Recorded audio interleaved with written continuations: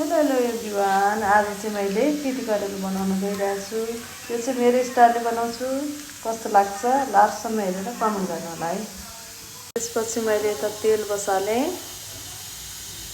अब मेथी पड्काएँ। मेथी रातो भएपछि म करेलालाई यसमा राख्छु।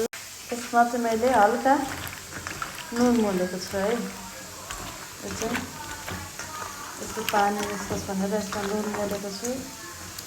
अब यसलाई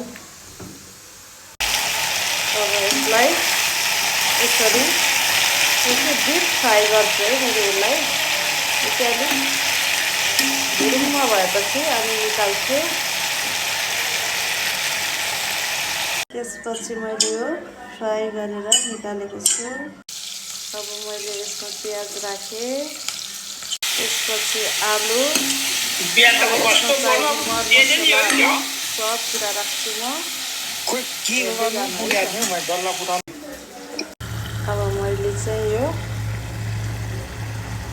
आलुको ग्रेभी बनाएँ। यहाँ खुर्सानी पनि राखेको छु। टमाटर सुकेपछि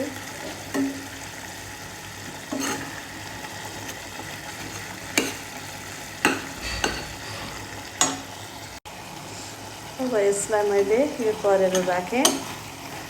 अब यसरी सर्लक्क यसलाई चलाइदिएपछि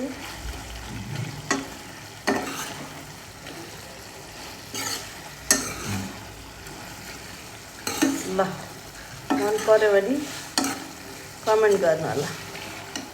अब यो चाहिँ खानालाई रेडी भयो है।